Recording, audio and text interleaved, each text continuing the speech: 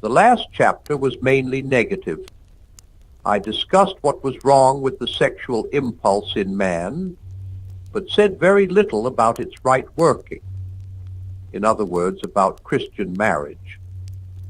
There are two reasons why I do not particularly want to deal with marriage. The first is that the Christian doctrines on this subject are extremely unpopular. The second is that I have never been married myself, and therefore can speak only at second hand. But in spite of that, I feel I can hardly leave the subject out in an account of Christian morals. The Christian idea of marriage is based on Christ's words that a man and wife are to be regarded as a single organism, for that is what the words one flesh would be in modern English. And the Christians believe that when he said this, he was not expressing a sentiment, but stating a fact, just as one is stating a fact when one says that a lock and its key are one mechanism, or that a violin and a bow are one musical instrument. The inventor of the human machine was telling us that its two halves, the male and the female, were made to be combined together in pairs, not simply on the sexual level, but totally combined. The monstrosity of sexual intercourse outside marriage is that those who indulge in it are trying to isolate one kind of union, the sexual, from all the other kinds of union which were intended to go along with it and make up the total union. The Christian attitude does not mean that there is anything wrong about sexual pleasure, any more than about the pleasure of eating. It means that you must not isolate that pleasure and try to get it by itself, any more than you ought to try to get the pleasures of taste without swallowing and digesting, by chewing things and spitting them out again. As a consequence, Christianity teaches that marriage is for life. There is, of course, a difference here between different churches. Some do not admit divorce at all. Some allow it reluctantly in very special cases. It is a great pity that Christians should disagree about such a question, but for an ordinary layman, the thing to notice is that churches all agree with one another about marriage a great deal more than any of them agrees with the outside world. I mean, they all regard divorce as something like cutting up a living body, as a kind of surgical operation. Some of them think the operation so violent that it cannot be done at all. Others admit it as a desperate remedy in extreme cases. They are all agreed that it is more like having both your legs cut off than it is like dissolving a business partnership or even deserting a regiment. What they all disagree with is the modern view that it is a simple readjustment of partners to be made whenever people feel they are no longer in love with one another, or when either of them fails in love with someone else. Before we consider this modern view in its relation to chastity, we must not forget to consider it in relation to another virtue, namely justice. Justice, as I said before, includes the keeping of promises. Now, everyone who has been married in a church has made a public solemn promise to stick to his or her partner till death. The duty of keeping that promise has no special connection with sexual morality. It is in the same position as any other promise. If, as modern people are always telling us, the sexual impulse is just like all our other impulses, then it ought to be treated like all our other impulses. And as their indulgence is controlled by our promises, so should its be. If, as I think, it is not like all our other impulses, but is morbidly inflamed, then we should be especially careful not to let it lead us into dishonesty. To this someone may reply that he regarded the promise made in church as a mere formality and never intended to keep it. Whom then was he trying to deceive when he made it? God? That was really very unwise. Himself? That was not very much wiser. The bride or bridegroom or the in-laws? That was treacherous. Most often, I think, the couple, or one of them, hoped to deceive the public. They wanted the respectability that is attached to marriage without intending to pay the price. That is, they were impostors. They cheated. If they are still contented cheats, I have nothing to say to them. Who would urge the high and hard duty of chastity on people who have not yet wished to be merely honest? If they have now come to their senses and want to be honest, their promise already made constrains them. And this, you will see, comes under the heading of justice, not that of chastity. If people do not believe in permanent marriage, it is perhaps better that they should live together unmarried than that they should make vows they do not mean to keep. It is true that by living together without marriage, they will be guilty, in Christian eyes, of fornication. But one fault is not mended by adding another. Chastity is not improved by adding perjury. The idea that being in love is the only reason for remaining married, ally leaves no room for marriage as a contract or promise at all. If love is the whole thing, then the promise can add nothing.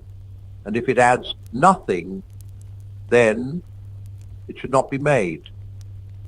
The curious thing is that lovers themselves, while they remain really in love, know this better than those who talk about love. As Chesterton pointed out, those who are in love have a natural inclination to bind themselves by promises. Love songs all over the world are full of vows of eternal constancy. The Christian law is not forcing upon the passion of love something which is foreign to that passion's own nature. It is demanding that lovers should take seriously something which their passion of itself impels them to do. And of course the promise, made when I am in love, and because I am in love, to be true to the beloved as long as I live, commits one to being true even if I cease to be in love. A promise must be about things that I can do, about actions. No one can promise to go on feeling in a certain way. He might as well promise never to have a headache or always to feel hungry.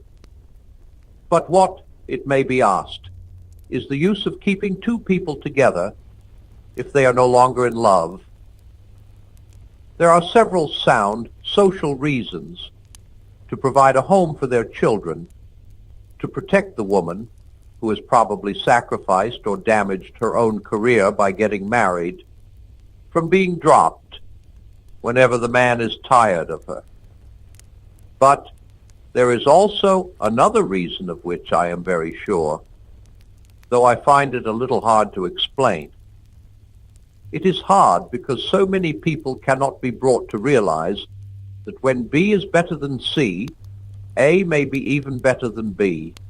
They like thinking in terms of good and bad, not of good, better and best, or bad, worse and worst. They want to know whether you think patriotism a good thing. If you reply that it is, of course, far better than individual selfishness, but that it is inferior to universal charity and should always give way to universal charity. When the two conflict, they think you are being evasive. They ask what you think of dueling. If you reply that it is far better to forgive a man than to fight a duel with him, but that even a duel might be better than a lifelong enmity, which expresses it. Self-in-secret efforts to do the man down, they go away complaining that you would not give them a straight answer. I hope no one will make this mistake about what I am now going to say. What we call being in love is a glorious state, and, in several ways, good for us. It helps to make us generous and courageous. It opens our eyes not only to the beauty of the beloved, but to all beauty, and its subordinates, especially at first, are merely animal sexuality. In that sense, love is the great conqueror of lust. No one in his senses would deny that being in love is far better than either common sensuality or cold self-centeredness.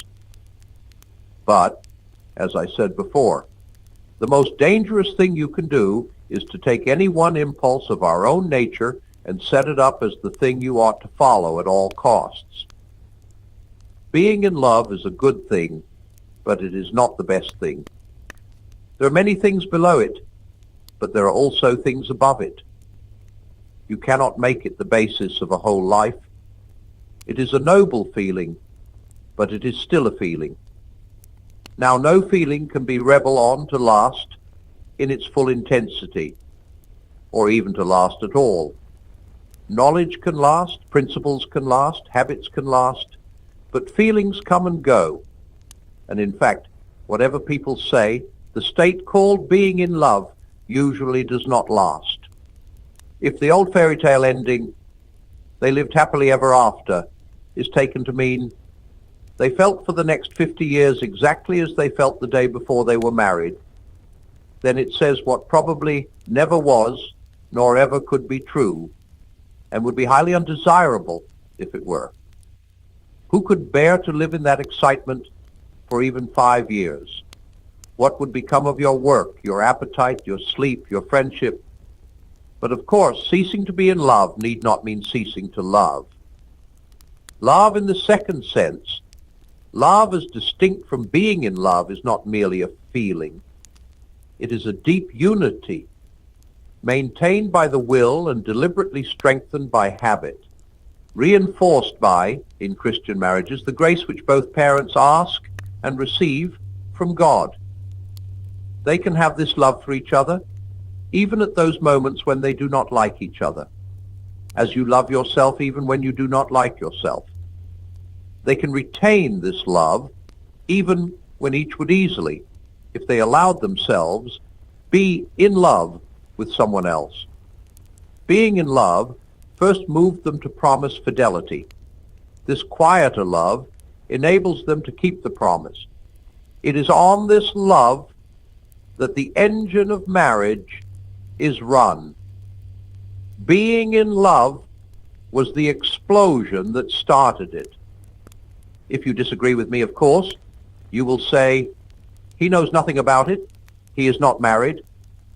You may quite possibly be right.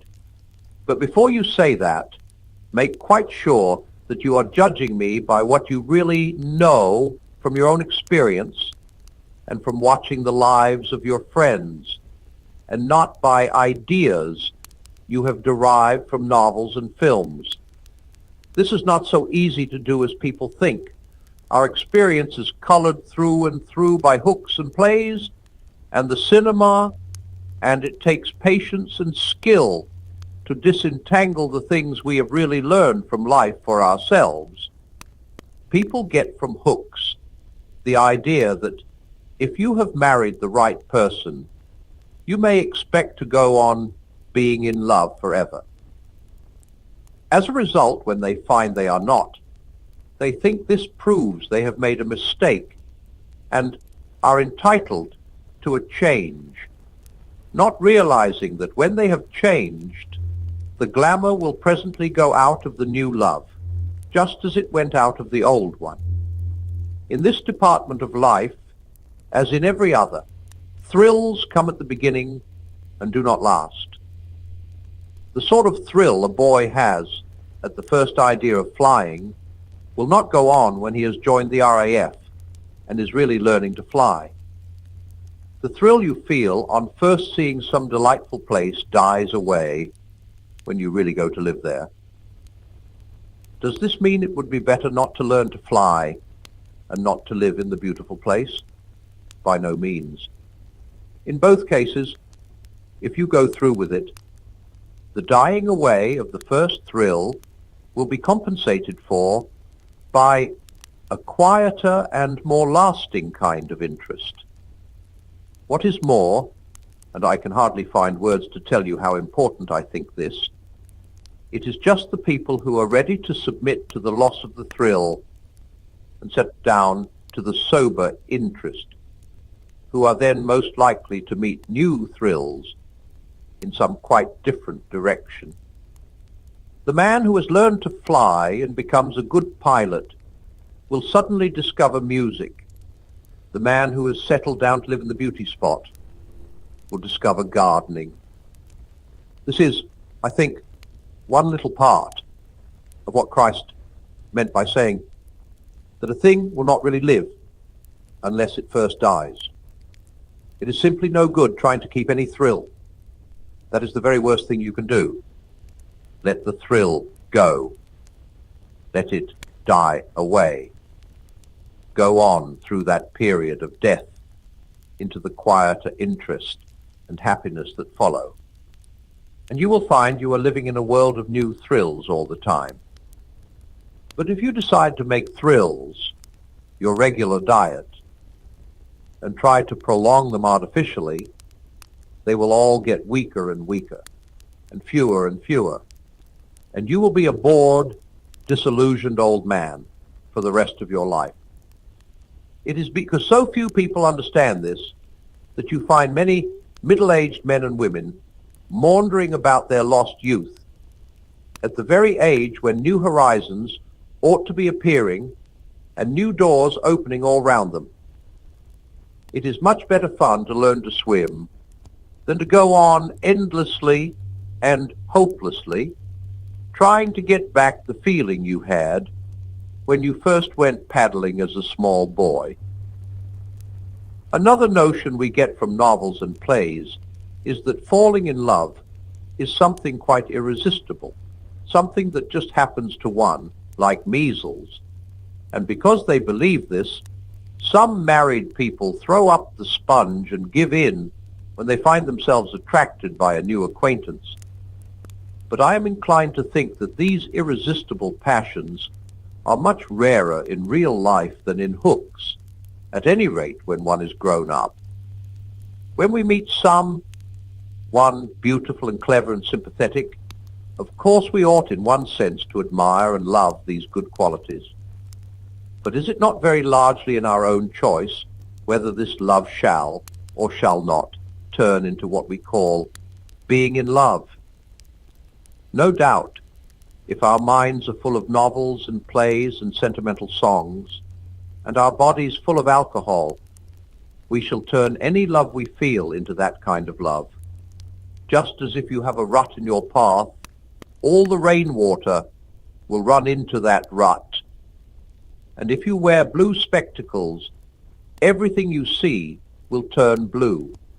But that will be our own fault. Before leaving the question of divorce, I should like to distinguish two things which are very often confused. The Christian conception of marriage is one. The other is the quite different question. Now far Christians, if they are voters or members of Parliament, ought to try to force their views of marriage on the rest of the community by embodying them in the divorce laws. A great many people seem to think that if you are a Christian yourself, you should try to make divorce difficult for everyone. I do not think that. At least I know I should be very angry if the Mohammedans tried to prevent the rest of us from drinking wine. My own view is that the churches should frankly recognize that the majority of the British people are not Christians, and therefore cannot be expected to live Christian lives. There ought to be two distinct kinds of marriage, one governed by the state, with rules enforced on all citizens, the other governed by the church, with rules enforced by her on her own members. The distinction ought to be quite sharp, so that a man knows which couples are married in a Christian sense, which are not. So much for the Christian doctrine about the permanence of marriage. Something else, even more unpopular, remains to be dealt with. Christian wives promise to obey their husbands. In Christian marriage, the man is said to be the head. Two questions obviously arise here. One, why should there be a head at all? Why not equality? Two, why should it be the man? One, the need for some head follows from the idea that marriage is permanent. Of course, as long as the husband and wife are agreed, no question of a head need arise, and we may hope that this will be the normal state of affairs in a Christian marriage. But when there is a real disagreement, what is to happen? Talk it over, of course, but I'm assuming they have done that and still failed to reach agreement. What do they do next? They cannot decide by a majority vote, for in a council of two there can be no majority. Surely only one or other of two things can happen. Either they must separate and go their own ways, or else one or other of them must have a casting vote. If marriage is permanent, one or other party must, in the last resort, have the power of deciding the family policy. You cannot have a permanent association without a constitution. 2. If there must be a head, why the man? Well, firstly, is there any very serious wish that it should be the woman? As I have said, I am not married myself, but as far as one can see, even a woman who wants to be the head of her own house does not usually admire the same state of things when she finds it going on next door. She is much more likely to say, "Poor Mr. X, why he allows that appalling woman to boss him about the way she does is more than I can imagine. I do not think she is even very nattered if anyone mentions the fact of her own headship." There must be something unnatural about the rule of wives over husbands, because the wives themselves are half ashamed of it and despise the husbands whom they rule.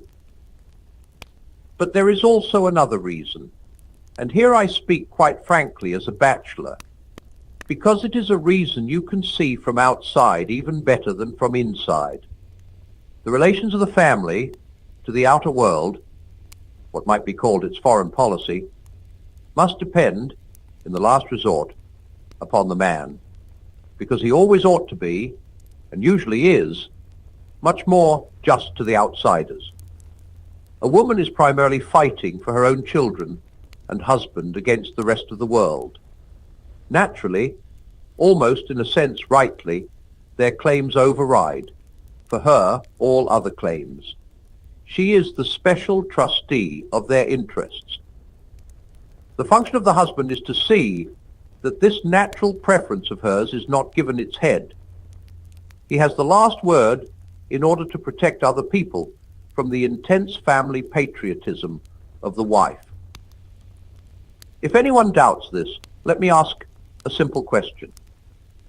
If your dog has bitten the child next door, or if your child has hurt the dog next door, which would you sooner have to deal with, the master of that house or the mistress? Or, if you are a married woman, let me ask you this question. Much as you admire your husband, would you not say that his chief failing is his tendency not to stick up for his rights and yours against the neighbors as vigorously as you would like? A bit of an appeaser,